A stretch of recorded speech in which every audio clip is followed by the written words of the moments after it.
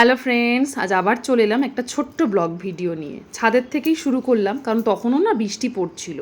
আর আমি পুজো দেবো বলে ছাদে ফুল তুলতে গেছিলাম, গিয়ে দেখলাম ছাদ ভরে রয়েছে পুরো ফুল। তো ফুলগুলো তাড়াতাড়ি তুলে নিই, কারণ পুজো দিয়ে আমাকে আবার আজকে রান্না করতে হবে, কারণ আমার রান্নার দিদি আসেনি 1 নম্বর। আর 2 নম্বর, ও আসলেও সানডের রান্না আমি ওকে দিয়ে করাই না। আর দেখো এক সাজি ফুল হয়েছে, সাজিতে না ধরছিল না, এত ফুল ফুটেছে গাছে। আর 2-3 দিন ধরে বৃষ্টির জন্য ছাদে যেতে পারি না, কালকের ব্লগে তো তোমাদের দেখালাম। আরে দেখো, চিকেন এনে রেখে দিয়েছিল, পুজো দেওয়া আমার কমপ্লিট।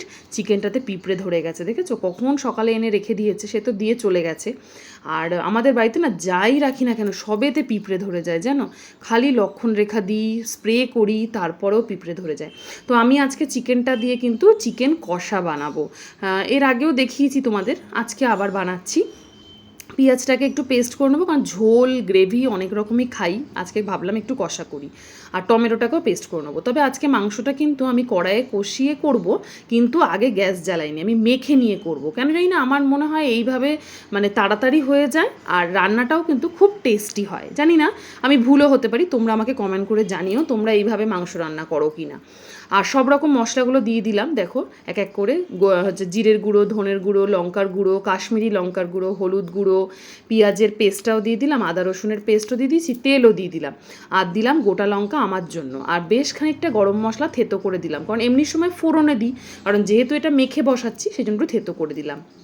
আর পরিমাণ মতো নুন দিয়ে দিলাম, দিয়ে কিন্তু এবার মাংসটাকে একটু নাড়াচাড়া করব। নাড়াচাড়া করে কিন্তু একদম সিমে করে ঢাকা দিয়ে দেবো, কারণ যেহেতু ঝোল নেই তো সেই জন্য মানে এটা কিন্তু পুড়ে উঠবে নিচ থেকে, যদি বেশি হচ্ছে গিয়ে বাড়িয়ে দিয়ে করি।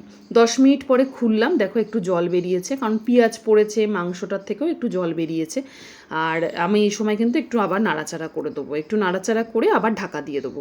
আর এই কষাতে কষাতে একটা কথা বলি, কাল কিন্তু আমি একটা পোস্ট বাড়িয়েছিলাম আমার মানে প্রোফাইলে। তো আমি সবাইকে বলেছিলাম যে সবাই আমার পাশে থেকো। সত্যি কথা বলছি, তোমরা সবাই আমার পাশে ছিলে, সেটা আমি সারাদিনের কমেন্টে বুঝতে পেরেছি। পোস্ট করতে না করতেই কিন্তু তোমরা সকলে এসে আমার মানে পোস্টে কমেন্ট করেছো, প্রচুর কমেন্ট করেছো। তো থ্যাংক ইউ সো মাচ আমার পাশে থাকার জন্য। আর দেখো একটু গরম মশলা দিয়ে দিলাম, আর মাংস কিন্তু আমার রেডি হয়ে গেছে। তো তোমরা কারা কারা এইভাবে বানাও আমাকে কমেন্ট করে জানিও, আর আমার আজকের ভিডিওটা কেমন হলো সেটাও কিন্তু আমাকে কমেন্ট করে জানিও।